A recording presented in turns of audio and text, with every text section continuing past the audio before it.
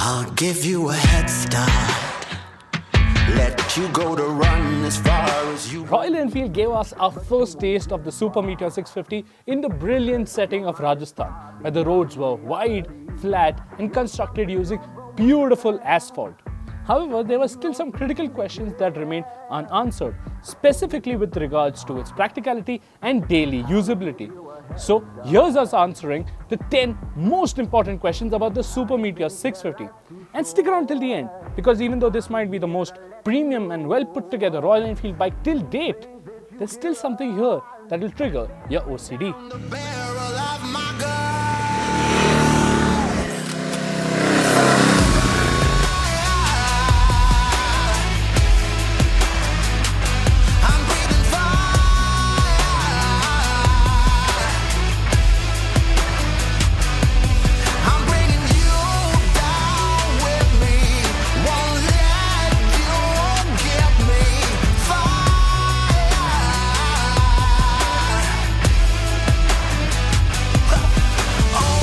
If you're going to be riding solo and you're considering to buy this mid-spec Interstellar variant or even the base Astral one, you need not worry at all.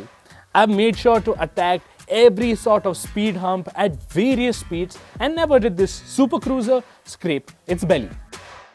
Now the cruiser format clearly has its limitations, and just so that the bike doesn't end up scraping its lovely exhaust system, Royal Enfield has had to keep the suspension tune on the firmer side. That being said, it does a pretty good job riding over bad stretches of tarmac, much better than what the Meteor 350 did. The ride stays flat and predictable, the suspension working really beautifully between speeds of 40 and 80 kmph. Yes, you do get tossed off the seat when you're going over the large humps, but even that is done in a very controlled manner.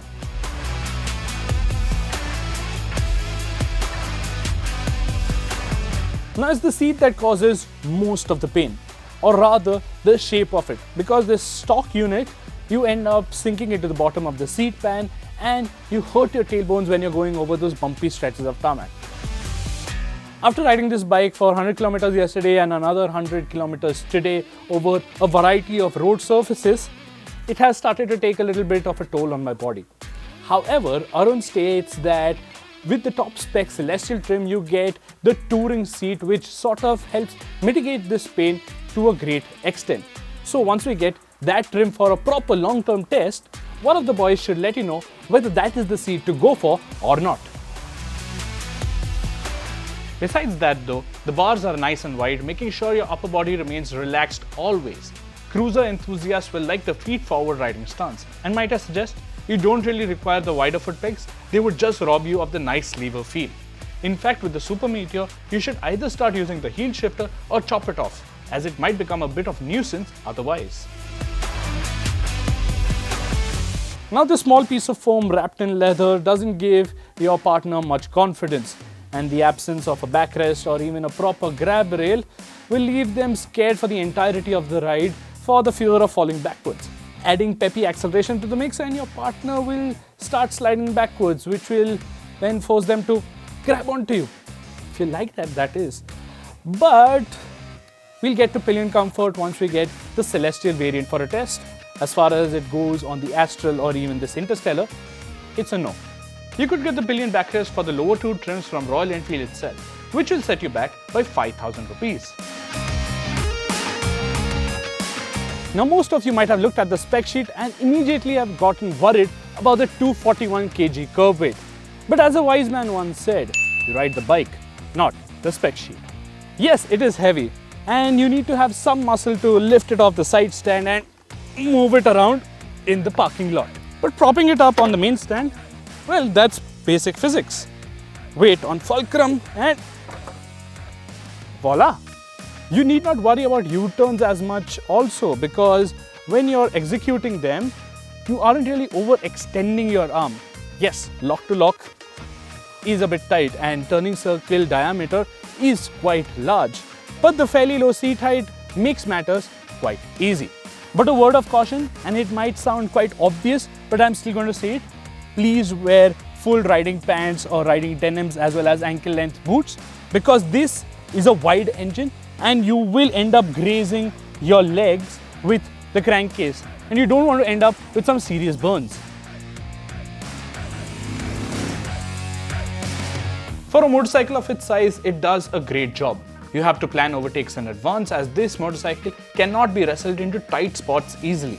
It zips away neatly and is quite a nice bike to commute on. You barely need to work the gearbox as much, and you can spend the entire commute in third or fourth easily.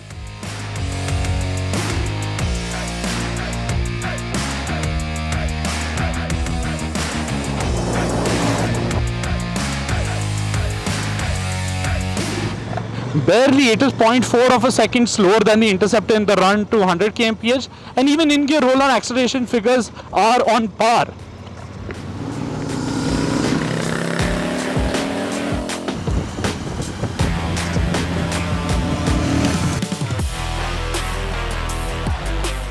Yes and no.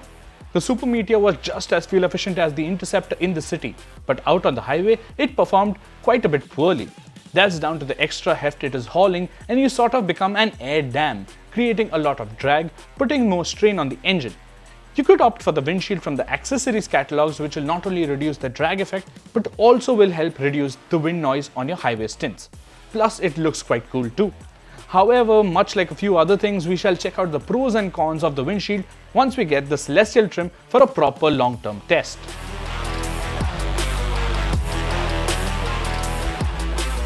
Honestly, the Super Meteor was surprisingly delightful when riding up the twisties of Lavasa. The torquey engine keeps you hooked.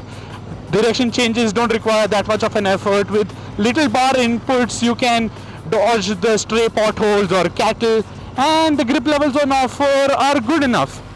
What instills great sense of confidence is just how stable the whole bike feels. It rarely broke sweat when leaned over. Braking is also solid. This 241 kilo machine stops way better than the Interceptor, as thanks to the USD fork, there's not much front end wishy-washy feeling here to contend with, and the tires are much better. However, ABS calibration needs a little improvement, especially with the rear brake. There are small brake slides that cause some form of nervousness before the system intervenes. In terms of build quality, it has to be the best bike that has rolled out of the Oragadam plant. The paint finish on the tank, these lovely brushed aluminum bits, the powder coating on the chassis, and even the dark finish on the crankcase is just beautiful. This level of attention to detail puts this bike nearly on the same pedestal as the Triumph Bonneville bikes. And speaking of which, the Super Meteor's LED headlight does a smashing job of lighting up the road at night.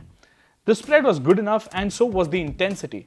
We would have liked to adjust the throw angle, as the current setup was a bit too close for our liking and forced us to use the focus light type high beam on a number of occasions. Don't you tell me that it can't be done. I hope you know you're not the one. There's no fun until the work is done. Don't you give up until the work is done. We are planning something on those lines itself. There is an interesting video in the pipeline, so make sure to subscribe and hit that bell notification icon for when that video drops. There's no fun until the work is done. Royal Enfield Super Meteor 650 genuinely surprised me, quite like the 650 twins did back in 2018. The versatility of the 648cc parallel twin motor is evident, and with this bike, Royal Enfield is taking things to another level. It perfectly fills the void left behind by the Harley-Davidson Street 750, and it does so without burning a sizable hole in your bank balance. But ultimately, this is still a Royal Enfield, and I end this video with something that still triggered my OCD. So here's the parting shot.